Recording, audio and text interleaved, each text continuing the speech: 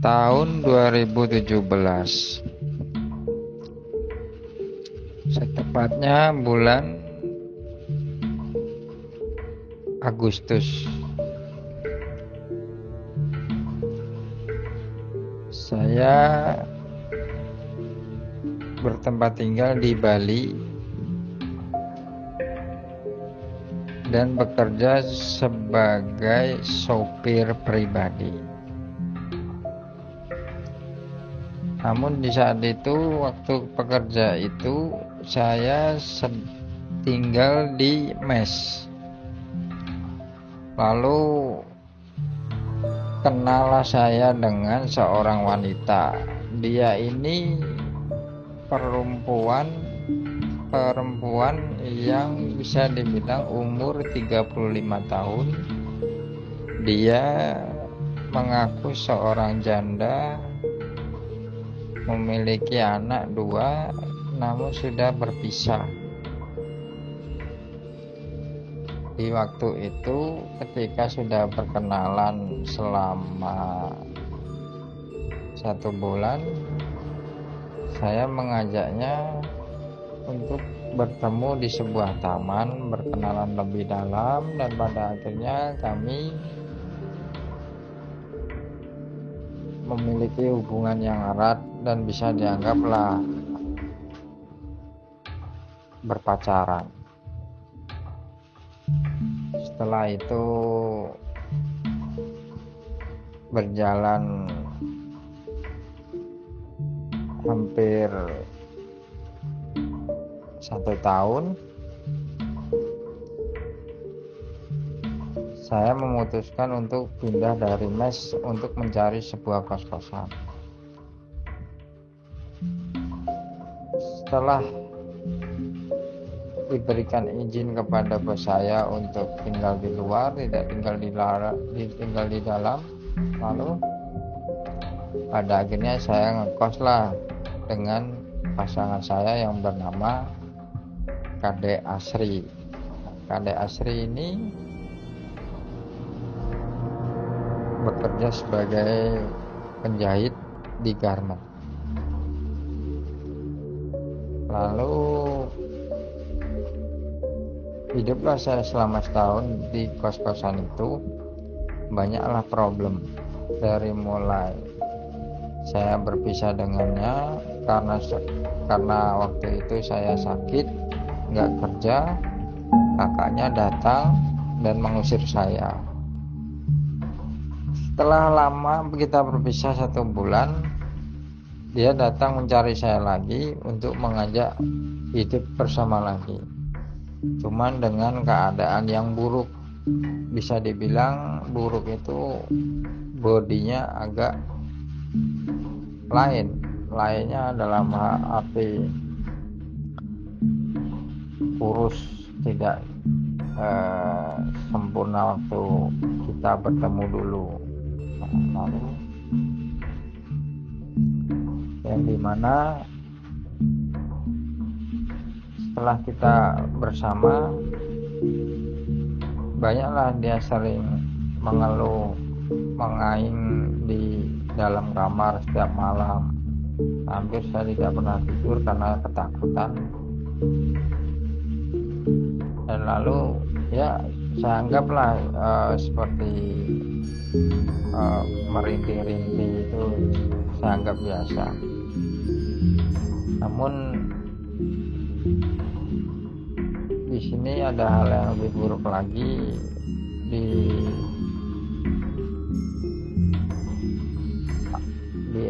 alat kelaminnya itu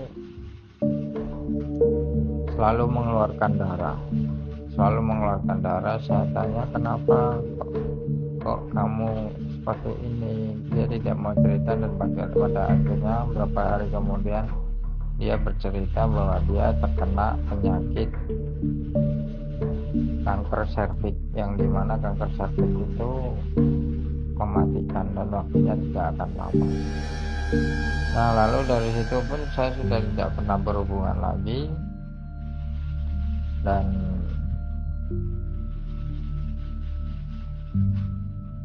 setelah kita tinggal bersama lagi dalam yang kedua kalinya, berjarak 4 bulan.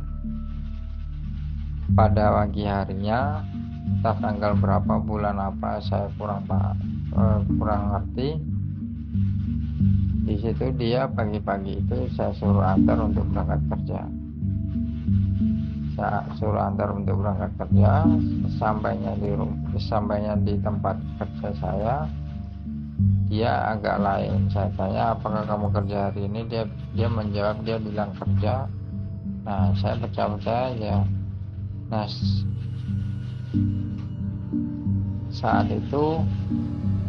saat sampai di tempat kerja, saya ini merasakan tidak semangat. Ada hal yang lain. Saya tidak ingin berangkat kerja saat itu. Yang ada di pikiran saya hanya ingin kembali ke kos-kosan itu. Tapi berhubung saya banyak kebutuhan, saya harus bekerja. Maka saya mengalihkan pikiran itu untuk bekerja.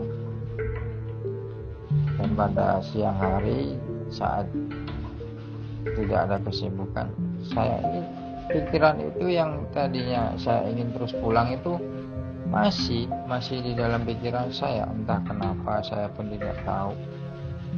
1 hari penuh pikiran itu selalu membuat pikiran saya itu terus untuk pulang ke kosan. Saat itu juga, tapi saya tidak akan melakukan itu karena saya harus profesional untuk bekerja. Dan pada akhirnya saya pulang malam, dia tidak bisa jemput, dan di chat pun sudah WA checklist 1, telepon tidak aktif. Lalu saya telepon teman saya suruh ngantarkan pulang ke kosan. Dan sesampainya saya di kosan itu pukul 9:30 malam, di situ saya melihat kos-kosan itu tidak ada kendaraan sepeda motornya dia. Dan saat saya masuk ke kosan, pintu sudah terbuka, barang-barang sudah tidak ada, hanya ditinggalkan sebuah kertas yang berisi, maafkan aku ya, aku tidak bisa melanjutkan hubungan ini karena bukan aku tidak cinta atau sayang sama kamu, karena aku menyadari waktuku tidak akan lama lagi dan aku kasihan sama kamu kalau kamu sampai nanti nggak bisa sama aku ke depannya selamanya. Aku lebih baik pulang kampung, keluargaku sudah tahu, biarkanlah aku dirawat di sana. Nah, setelah itu, berhubung saya hanya kenal di sebuah kota dan belum pernah ke kampungnya dan belum tahu keluarganya, jadi saya bingung untuk harus mencari kemana. Lalu saya kembali ke tempat kerja saya dengan berjalan kaki sambil meratapi kejadian itu. Dari kos-kosan ke tempat kerja itu sangatlah lumayan jauh. Sampai tempat kerja itu pun ada setengah jam saya berjalan kaki. Lalu di pagi harinya, di pikiran atau mata saya ini terlihat terlihat berwarna putih. Entah nggak tahu kenapa, tapi agak lain ini apanya, seperti ada yang menutupi, seperti ada cahaya putih itu yang membuat pikiran dan mata saya ini jadi melihat dunia ini itu lain. Nah, setelah itu di sore hari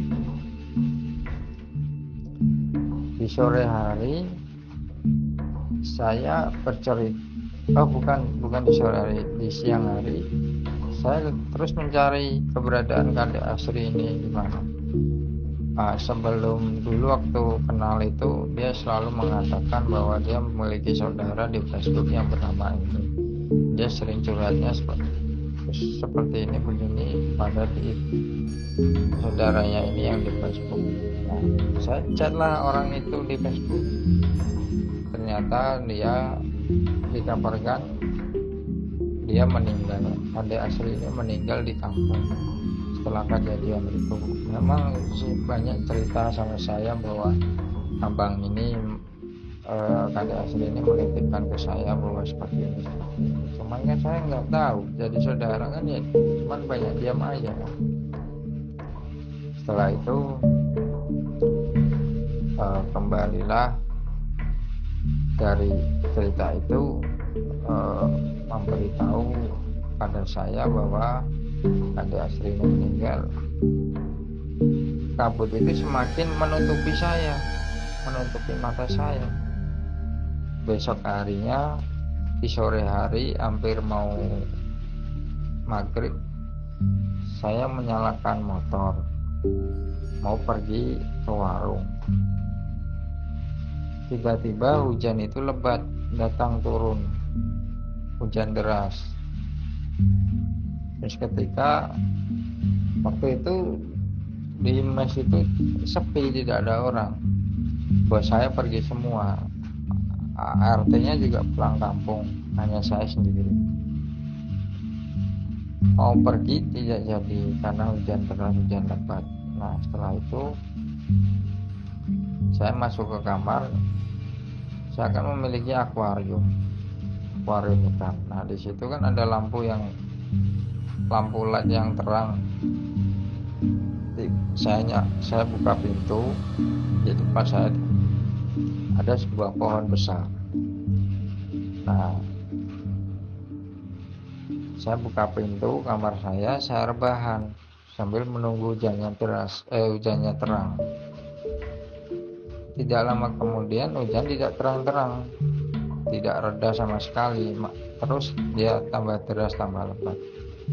Tiba-tiba dia mati lampu pemadaman listrik. Saya keluar. Yang anehnya ini meteran ini pulsanya masih banyak.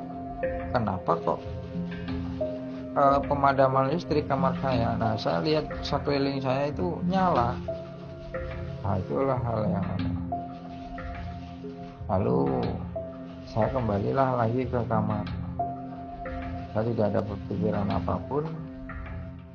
Seketika saya memejamkan mata, membuka sedikit, perlahan sedikit, memejamkan mata.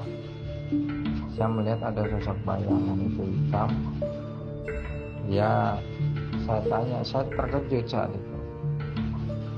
Untuk muka itu tidak menampakkan kejelasan. Saya tanya pada waktu itu, siapa kamu? Dia tidak menjawab satu kata apapun. Lalu dia tertawa sambil sembari berkata hihihi sambil melambaikan tangan. Dia bergerak maju sambil melambaikan tangan dan bergerak mundur, maju mundur. Nah, setelah itu saya menekuk kaki saya untuk menarik kaki saya, karena saat itu saya tidak merasakan takut sama sekali, tapi saya ini bisa bicara. Kalau bertemu horor itu kan biasanya tidak bisa bicara, ini kan saya bisa bicara, bisa ngomong. Nah lalu saat itu saya katakan lagi seperti itu, hal yang sama, siapa kamu, tidak ada sepatah kata apapun. Dia tetap terus merintih seperti itu, tertawa sambil melambaikan tangan maju mundur. Nah setelah itu saya kelelahan, kaki saya luruskan kembali, saya selanjutkan ke bawah. Saya tidak terasa kaki saya itu dipegang sama dia. Yang saya hanya tahu kaki saya terbang ke atas, diangkat sama dia, cuma tidak terasa, dan tangannya pun masih berada di posisinya dia, cuma kaki saya aja yang terbang naik ke atas. Lalu setelah saya lihat itu dijatuhkanlah, saat jatuhlah itu saya pingsan. Setelah saya pingsan saya bangun, saya melihat jam di situ udah pukul jam 5 pagi dini hari. Setelah itu saya melihat listrik kamar saya kok belum menyala. Nah, setelah saya mau berdiri, listrik saya tiba-tiba menyala. Nah, di sini yang anehnya kabut cahaya putih itu udah hilang. Nah, lalu hujan itu udah terang, saya keluar akhirnya naik motor ke warung untuk berpikir siapa tadi. Nah, dan pada akhirnya pagi hari saya bertanya kepada teman saya yang bernama Andi ini. Dia menjelaskan bahwa itu adalah raganya yang tidak ingin berpisah dengan kamu. Ya benar saja, karena sebelumnya waktu kita bersama itu ya sering dia mengatakan bahwa dia saat dia nanti mati meninggalkan saya, pergi, tidak akan kembali lagi, dia akan mencari saya. Itu ya, itulah adalah rohnya si Andi ini berkata seperti itu. Coba kalau kamu ketika dia menyulurkan tangan kamu menerimanya, pasti kamu tidak akan kembali lagi ke dunia ini, kamu juga akan hilang. Nah, itulah cerita dari saya.